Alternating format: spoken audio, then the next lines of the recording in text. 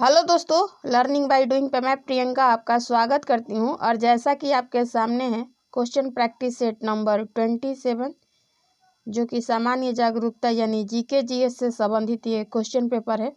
और दोस्तों, ये प्रश्न पत्र जो है ये 16 अगस्त 2021 के प्रथम पाली में आए हुए प्रश्न पत्र है। चलिए आइए इसको देखते हैं कि इसमें कैसे कैसे प्रश्न दिए हैं। वीडियो स्टार्ट करें उससे पहले अगर आप हमारे चैनल पर नए हैं तो वीडियो को लाइक कर चैनल को सब्सक्राइब कर आल का बटन प्रेस कर दे, ताकि डेली के आने वाले जो जीके जीएस से संबंधित वीडियो हैं आपको इजीली मिल सके। तो क्वेश्चन नंबर 26 आपके सामने है दोस्तों, कि शरीर के किस अंग का संबंध सूखा रोग बोले तो रेकेटिस से है। ऑप्शन ए हृदय का, ऑप्शन बी त्वचा का, ऑप्शन सी नेत्र का, या ऑप्शन डी हड्डियों का। तो दोस्तों, इस प्रश्न का करेक्ट आंसर होगा वो है, तो इसका करेक्ट आंसर ऑप्शन डी होगा, यानी हड्डियों से जो है रेकेटिस रोग का संबंध है। अब चलिए इससे संबंधित जुड़े हुए जो व्याख्या है उसको देख लेते हैं। तो हड्डियों का संबंध सूखा रोग बोले तो रेकेटिस से है। यह रोग मुख्यतः बच्चों में विटामिन डी की कमी के कारण होती है, और इस रोग में बच्चों की हड्डियां नरम या कमज़ोर हो जाती है। और इस रोग के प्रमुख लक्षण यानी मेरुदंड बोले तो स्पाइनल कॉर्ड का असामान्य टेढ़ा होना, छाती के हड्डियों का बाहर आना, दांतों की रचना में विकृति और पेशियों में कमजोरी आदि हैं। इस रोग के इलाज हेतु विटामिन डी युक्त आहार जैसे कि अंडा, मछली का तेल, सोया, दूध आदि भोजन में शामिल करना चाहिए। ठीक है, अगला प्रश्न है। अब क्वेश्चन नंबर 27 है आपके सामने दोस्तों। यो है, भारतीय संविधान का निम्न में से कौन सा अनुच्छेद एक जीएसटी परिषद की स्थापना से संबंधित है। ऑप्शन ए अनुच्छेद 323 ए, ऑप्शन बी अनुच्छेद 246 ए, ऑप्शन सी अनुच्छेद 279 ए, अनुच्छेद 269 ए। बताएं इस प्रश्न का करेक्ट आंसर क्या होगा।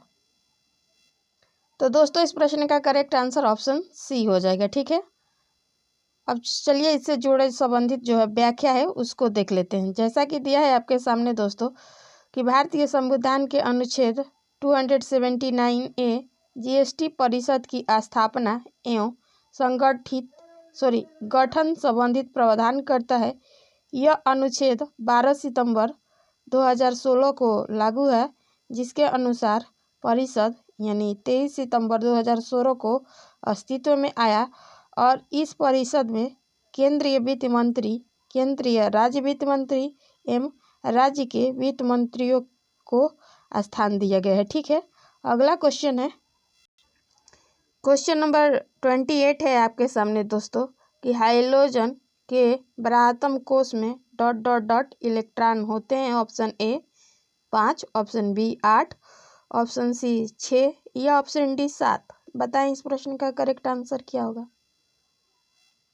तो दोस्तों, इस प्रश्न का करेक्ट आंसर ऑप्शन डी यानी 7 हो जाएगा। ठीक है, अब इससे संबंधित व्याख्या जो है उसको देख लेते हैं। जैसा कि दिया है दोस्तों, कि हाइड्रोजन के बाह्यतम कोश में 7 इलेक्ट्रॉन होते हैं, और आवर्त सारणी में वर्ग में 17 में स्थित तत्वों जैसे फ्लोरीन, क्लोरीन, ब्रोमीन, आयोडीन एवं व एस्टेटिन को सामान्य हाइड्रोजन कहा जाता है।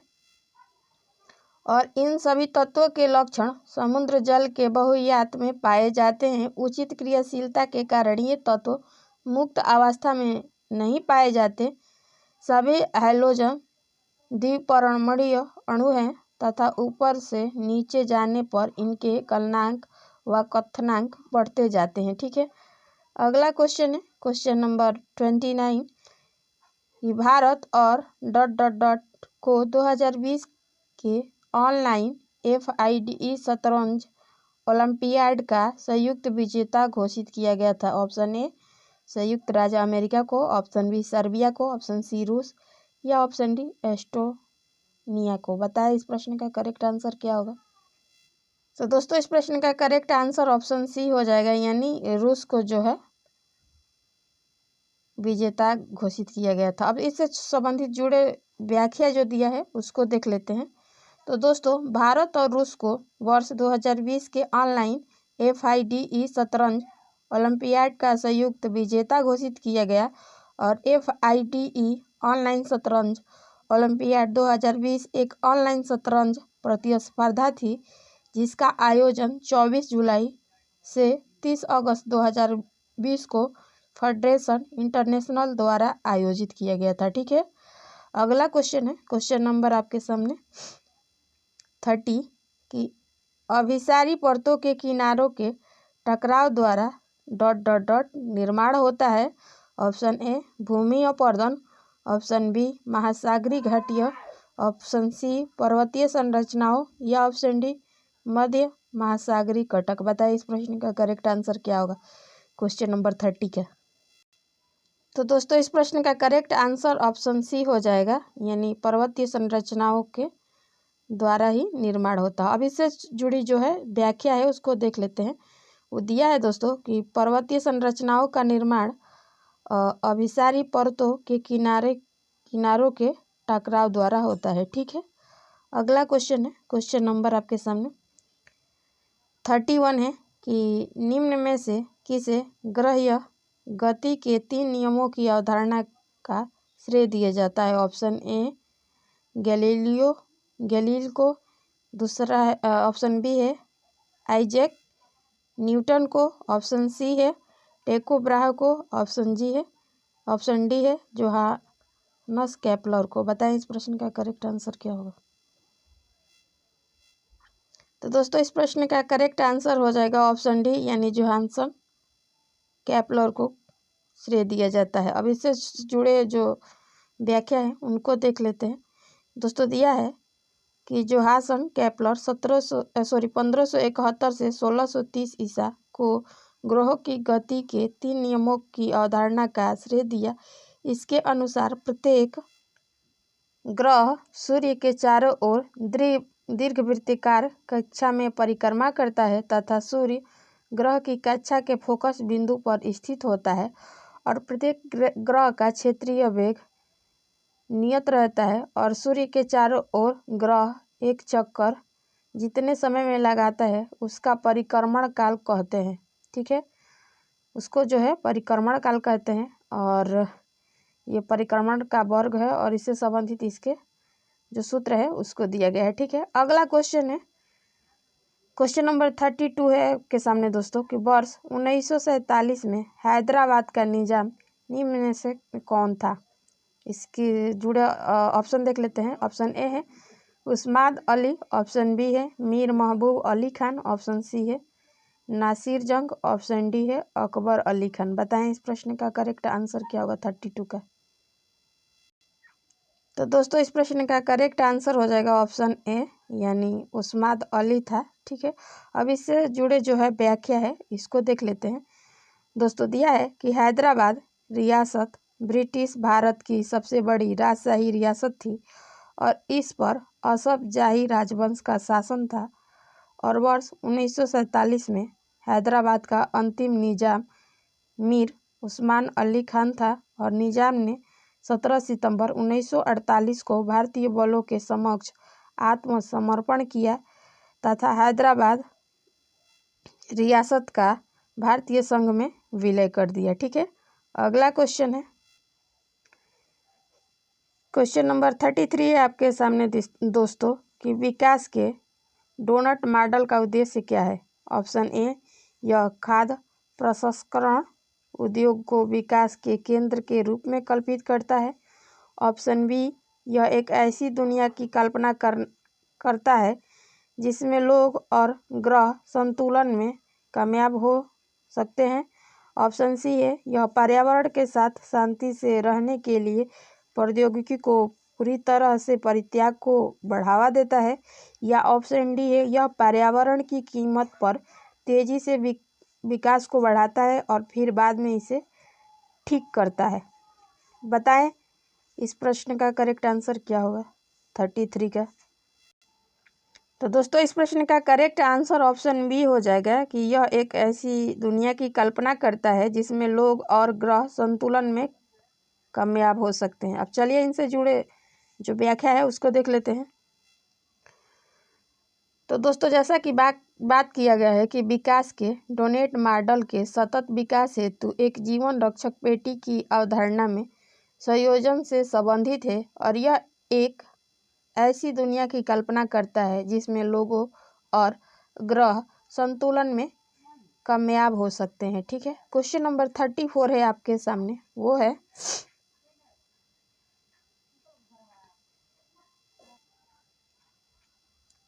कि निम्न में से कौन सी खाद्य सुरक्षा की विशेषता नहीं है। ऑप्शन ए वाहन सामर्थ्य, ऑप्शन बी अभिगम्यता, ऑप्शन सी ग्राह्यता या ऑप्शन डी उपलब्धता। बताएं 34 नंबर क्वेश्चन का करेक्ट आंसर क्या होगा। तो दोस्तों इस प्रश्न का करेक्ट आंसर हो जाएगा ऑप्शन सी यानी ग्राह्यता जो है नहीं। अब इससे जुड़े जो है व्याख्या है उनको देख लेते हैं दोस्तों।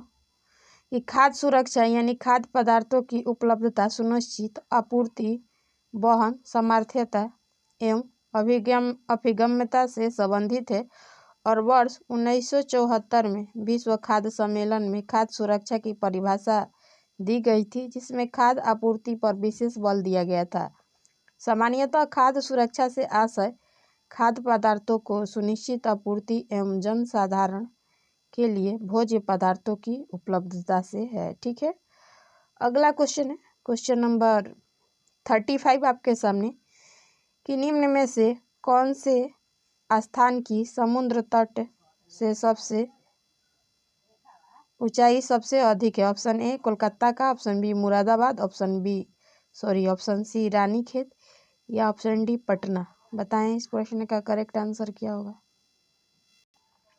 तो दोस्तों इस प्रश्न का करेक्ट आंसर ऑप्शन सी हो जाएगा यानी रानीखेत। अब चलिए इनसे जुड़े जो व्याख्या है उसको देख लेते हैं। तो दोस्तों रानीखेत भारत के उत्तराखंड राज्य का प्रसिद्ध पहाड़ी पर्यटन स्थल है। यह अल्मोड़ा बोले तो उत्तराखंड जिले में स्थित है और इसकी समुद्र तट से ऊंचाई 869 मीटर है और जबकि कलकत्ता की समुद्र तट से ऊंचाई 9.14 मीटर, मुरादाबाद की 198 मीटर तथा पटना की 53 मीटर है। ठीक है, अगला क्वेश्चन है क्वेश्चन नंबर 36 आपके सामने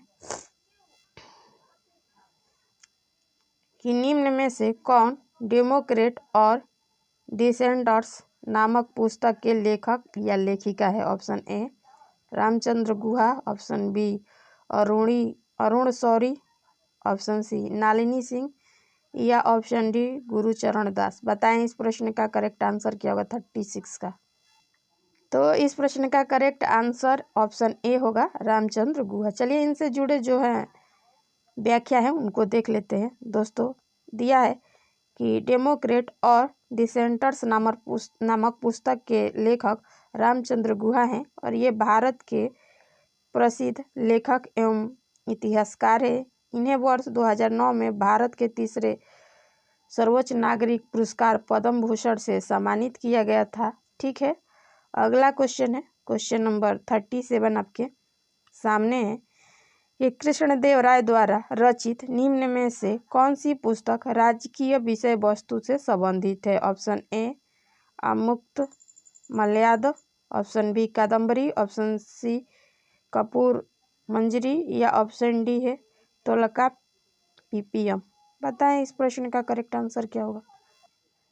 इस प्रश्न का करेक्ट आंसर ऑप्शन ए हो जाएगा। ठीक है, आमुक्त माल्यद है। ठीक है, अब इनसे जुड़े जो व्याख्या हैं उनको देख लेते हैं। जैसा कि दिया है दोस्तों कि कृष्णदेव राय तुलुव वंश के प्रसिद्ध शासक थे। इनके दरबार में तेलुगु साहित्य सर्वश्रेष्ठ 8 कवि रहते थे जिसे अष्टदिग्गज कहा जाता था और कृष्णदेव राय ने स्वयं तेलुगु भाषा में अमुक्त मालाद एवं संस्कृत भाषा में जामवंती कल्याणम की रचना की थी। अमुक्त माल्यद राजकीय विषय वस्तु से संबंधित है और इसके शासन काल को तेलुगु साहित्य का क्लासिक युग कहा जाता है। ठीक है, क्वेश्चन नंबर 38 है आपके सामने दोस्तों कि जनवरी 2021 में प्रधानमंत्री नरेंद्र मोदी द्वारा भारत के विभिन्न हिस्सों में स्टैचू ऑफ यूनिटी के स्थान को जोड़ने वाली कितने ट्रेन को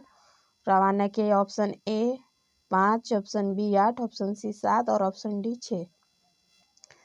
तो इस प्रश्न का करेक्ट आंसर ऑप्शन बी हो जाएगा कि 8। अब इनसे जुड़े जो व्याख्या है उनको देख लेते हैं कि जनवरी 2021 में प्रधानमंत्री नरेंद्र मोदी ने भारत के विभिन्न हिस्सों में स्टैचू ऑफ यूनिटी की स्थान को जोड़ने वाली 8 ट्रेनों जैसे महामाना स्पेशल, दादर केवाड़िया स्पेशल, अहमदाबाद केवाड़िया, हजरत निजामुद्दीन केवाड़िया, संपर्क क्रांति केवाड़िया, रीवा एक्सप्रेस, चेन्नई केवाड़िया एक्सप्रेस एवं प्रतापगढ़ केवाड़िया शुरू की है। ठीक है, अगला क्वेश्चन है क्वेश्चन नंबर 39 आपके सामने कि जनवरी 2021 में निम्न में से किस राज्य के भूतपूर्व राज्यपाल माता प्रसाद का निधन हुआ? Option A Arunachal Pradesh, option B Goa, option C Uttarakhand या ऑप्शन डी उत्तर प्रदेश। बताएं इस प्रश्न का करेक्ट आंसर क्या होगा? तो दोस्तों इस प्रश्न का करेक्ट आंसर ऑप्शन ए हो जाएगा अरुणाचल प्रदेश। ठीक है, अब इनसे जुड़े जो व्याख्या है उनको देख लेते हैं कि अरुणाचल प्रदेश के भूतपूर्व राज्यपाल माता प्रसाद का जनवरी 2021 में निधन हो गया। ये 20 अक्टूबर 1993 से 16 मई 1999 तक अरुणाचल प्रदेश के राज्यपाल रहे और ये उत्तर प्रदेश के जौनपुर जिला के निवासी थे। ठीक है, अगला क्वेश्चन है क्वेश्चन नंबर 40 है आपके सामने दोस्तों कि विदेशी भूमि पर तिरंगा फहराने वाले पहले भारतीय का नाम क्या था? Option A Annie Besant, option B Lakshmi Sehgal, option C Begum Hazrat या ऑप्शन डी भीकाजी कामा। बताएं इस प्रश्न का करेक्ट आंसर क्या होगा? तो इस प्रश्न का करेक्ट आंसर ऑप्शन डी हो जाएगा कि भीकाजी कामा थी। इनसे जुड़े जो व्याख्या है उनको देख लेते हैं।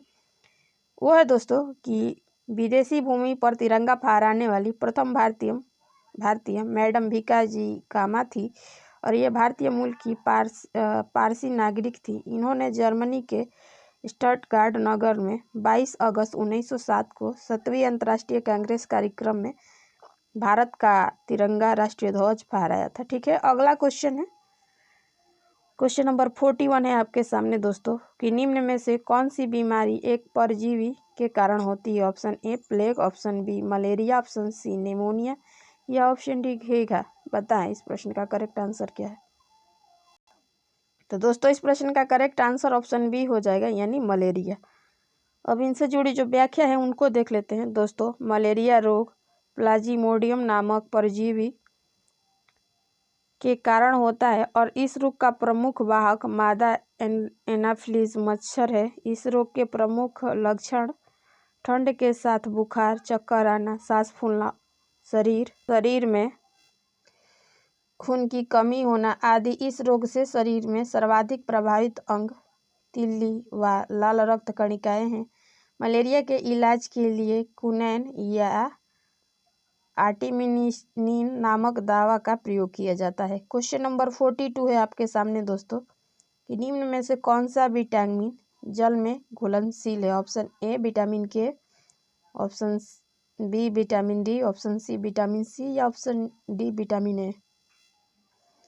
तो इस प्रश्न का करेक्ट आंसर ऑप्शन सी हो जाएगा दोस्तों। विटामिन सी जो है जल में एक घुलनशील है। इसके अतिरिक्त विटामिन बी भी जल में घुलनशील है और विटामिन सी का रासायनिक नाम एस्कॉर्बिक एसिड है और इसकी कमी से स्कर्वी नामक रोग हो जाता है। इसके प्रमुख प्राकृतिक स्रोत जो है वो नींबू, संतरा, टमाटर, मिर्च एवं अंकुरित अनाज है। ठीक है, अगला क्वेश्चन है क्वेश्चन नंबर आपके सामने है 43 कि मध्यकालीन भारतीय इस्लामिक वास्तुकला के संदर्भ में पिष्टक का अर्थ होता है। ऑप्शन ए पानी की टंकी, ऑप्शन बी गुंबज, ऑप्शन सी लंबा प्रवेश द्वार या ऑप्शन डी टू आर्च बोले तो वास्तविक मेहराब। बताएं इस प्रश्न का करेक्ट आंसर क्या होगा 43 का? तो दोस्तों इस प्रश्न का करेक्ट आंसर हो जाएगा ऑप्शन सी यानी लंबा प्रवेश द्वार होता है। अब इनसे जुड़ी जो व्याख्या है उसको देख लेते हैं कि मध्यकालीन भारतीय इस्लामिक वास्तुकला के संदर्भ में पिष्टक का अर्थ एक लंबा प्रवेश द्वार होता है। ठीक है, अगला क्वेश्चन है क्वेश्चन नंबर 44 कि पुराणों के अनुसार भगवान विष्णु ने पानी में डूबी हुई पृथ्वी को बचाने के लिए ... का एक रूप बनाया था। ऑप्शन ए एक हाथी, ऑप्शन बी एक बराह, ऑप्शन सी एक सिंह या ऑप्शन डी एक बाघ। बताएं इस प्रश्न का करेक्ट आंसर क्या होगा 44 का। तो दोस्तों इस प्रश्न का करेक्ट आंसर ऑप्शन बी हो जाएगा, यानी एक बराह। यानी पुराणों के अनुसार राक्षस हिरण्यकश्यप ने जब पृथ्वी को जल में डुबा दिया था, तब भगवान विष्णु ने जल में डूबी हुई पृथ्वी को बचाने के लिए बराह अवतार लिया था। ठीक है, अगला क्वेश्चन है क्वेश्चन नंबर 45 आपके सामने है दोस्तों कि जनवरी 2021 में से किसे टेलीकम्युनिकेशन कंसल्टेंट्स इंडिया लिमिटेड के अध्यक्ष एवं प्रबंधन निदेशक के रूप में नियुक्त किया गया। Option A Rajiv Kumar, option B Jitendra Singh, option C Sarabjit Singh Sindhu या ऑप्शन डी संजीव कुमार। बताएं इस प्रश्न का करेक्ट आंसर क्या होगा। तो दोस्तों इस प्रश्न का करेक्ट आंसर ऑप्शन डी हो जाएगा, यानी संजीव कुमार ने 27 जनवरी 2021 को टेलीकम्युनिकेशन कंसल्टेंट्स इंडिया लिमिटेड बोले तो TCIL के अध्यक्ष एवं प्रबंधक निदेशक के रूप में कार्यभार संभाला। इसके पूर्व में महानगर टेलीफोन निगम लिमिटेड MTNL के निर्देशक नई दिल्ली के पद पर आसीन थे। ठीक है, अगला क्वेश्चन है क्वेश्चन नंबर 46 है आपके सामने दोस्तों, वो है कि भारत में राष्ट्रीय बालिका दिवस कब मनाया जाता है। ऑप्शन ए 12 मई, ऑप्शन बी 9 सितंबर, ऑप्शन सी 24 जनवरी या ऑप्शन डी 5 जून। तो इसका करेक्ट आंसर हो जाएगा ऑप्शन सी, यानी 24 जनवरी। अब इनसे जुड़े जो व्याख्या है उनको देख लेते हैं दोस्तों। राष्ट्रीय बालिका दिवस प्रतिवर्ष 24 जनवरी को मनाया जाता है। इस दिवस को मनाने की शुरुआत सर्वप्रथम वर्ष 2008 में महिला एवं बाल विकास मंत्रालय एवं भारत सरकार द्वारा की गई थी। इसका उद्देश्य समाज में लैंगिक समानता, बालिका स्वास्थ्य, पोषण एवं शिक्षा आदि से संबंधित जागरूकता बढ़ाना है। 24 जनवरी 2020 को मनाए गए बालिका दिवस का मुख्य विषय जो था मेरी आवाज़ और हमारा समान भविष्य है। ठीक है, क्वेश्चन नंबर 47 है आपके सामने दोस्तों कि निम्न में से कौन भारत के उपराष्ट्रपति कभी नहीं बने हैं। Option A Gulzari Lal Nanda, option B V V Giri, option C BD Jatti, option D Zakir Hussain. बताएं। तो इस प्रश्न का करेक्ट आंसर ऑप्शन ए है दोस्तों कि भारत के उपराष्ट्रपति जो है गुलजारी लाल नंदा कभी नहीं बने। ठीक है, अब इनसे जुड़ी जो व्याख्या है उनको देख लेते हैं। जैसा कि दिया है दोस्तों कि प्रसिद्ध राजनीतिज्ञ गुलजारी लाल नंदा वर्ष 1964 में भारत के प्रथम प्रधानमंत्री जवाहरलाल नेहरू की मृत्यु के पश्चात कार्यवाहक प्रधानमंत्री थे तथा वर्ष 1966 में प्रधानमंत्री लाल बहादुर शास्त्री की मृत्यु के पश्चात दूसरी बार कार्यवाहक प्रधानमंत्री बने थे, किंतु वे कभी भी भारत के उपराष्ट्रपति नहीं बने। जबकि बीबी खेर 1967 से 1969 तक थे और BD जत्ती जो थे 1974 से 1979 तक थे और जाकिर हुसैन जो थे 1962 से 1967 तक उप राष्ट्रपति के पद पर रह चुके थे। ठीक है, क्वेश्चन नंबर 48 है आपके सामने दोस्तों, है कि तपोवन विष्णुगाड़ जल विद्युत परियोजना निम्न में से किस राज्य में स्थित है। Option A Uttarakhand, option B Ladakh, option C Jammu Kashmir या ऑप्शन डी हिमाचल प्रदेश। बताएं इस प्रश्न का करेक्ट आंसर क्या होगा। तो इस प्रश्न का करेक्ट आंसर ऑप्शन ए हो जाएगा उत्तराखंड। चलिए इनसे जुड़े जो व्याख्या है उनको देख लेते हैं। वो है कि तपोवन विष्णुगाड़ जल विद्युत परियोजना उत्तराखंड के चमोली जिले में धौली गंगा नदी पर निर्मित परियोजना है और यह 520 मेगावाट की जल विद्युत परियोजना है। इसकी कुल वाणिज्यिक क्षमता स्रोत जो है 51,51,310 मेगावाट है। ठीक है, अगला क्वेश्चन है क्वेश्चन नंबर 49 है आपके सामने दोस्तों कि बोलाक आर्ट कर्नाटक राज्य की एक ... शैली है। ऑप्शन ए नृत्य कला, ऑप्शन बी मूर्ति कला, ऑप्शन सी संगीत कला या ऑप्शन डी चित्रकला। इसका करेक्ट आंसर जो है वो है, तो इस प्रश्न का करेक्ट आंसर ऑप्शन ए है, यानी नृत्य कला है। चलिए इनसे जुड़े जो व्याख्या है उनको देख लेते हैं कि बोलाक आर्ट कर्नाटक राज्य की प्रसिद्ध नृत्य कला शैली है और यह नृत्य की एक आध्यात्मिक प्रस्तुति है जिसे नाटक एवं संवादों के माध्यम से प्रस्तुत किया जाता है। क्वेश्चन नंबर 50 है आपके सामने दोस्तों, वो है कि चाइना मैन शब्द निम्न में से किस खेल से संबंधित है। Option A table tennis, option B polo, option C cricket या ऑप्शन डी तैराकी। तो दोस्तों इस प्रश्न का करेक्ट आंसर ऑप्शन सी है, यानी क्रिकेट से चाइना मैन जो शब्द है संबंधित है। उनसे जुड़ी हुई जो व्याख्या है उनको देख लेते हैं। जैसा कि दिया है कि chinaman throw maiden wide spin mid on एम लॉग ऑफ आदि शब्दावली क्रिकेट खेल से संबंधित है, जबकि टेबल टेनिस खेल से संबंधित शब्दावली जो है वो है स्विंग, पशु, स्ट्रोक, रैली, सर्विस एवं फाइल आदि। और पोलो से जो संबंधित शब्दावली है वो है बंकर, चक्कर, मैलेट, वंडर एवं युका आदि। तथा तैराकी से जो संबंधित महत्वपूर्ण शब्दावली है वो है front call, breast stroke, twist और बटरफ्लाई आदि। ठीक है, और इस तरह आपका जो है question practice set number 27, 25 question के साथ और व्याख्या के साथ कंप्लीट होता है। मुझे उम्मीद है कि आगामी परीक्षा में इन सारे प्रश्नों से काफ़ी हद तक आपको मदद मिलेगी। अगर आप हमारे चैनल पर नए हैं तो वीडियो को लाइक कर चैनल को सब्सक्राइब कर ऑल का बटन प्रेस कर दे, ताकि डेली के आने वाले जो वीडियो है आपको ईजिली प्राप्त हो सके। और दोस्तों अपने फ्रेंड, कलीग्स या रिलेटिव, पीयर ग्रुप जिनसे जुड़े हुए हैं उनके यहाँ ये वीडियो शेयर करें, ताकि इस कंटेंट का प्रॉफिट अदर पर्सन को भी हो सके। तो फिर मिलेंगे नेक्स्ट वीडियो और ऐसे ही क्वेश्चन प्रैक्टिस के व्याख्या के साथ। तब तक के लिए धन्यवाद। आपका दिन मंगलमय हो।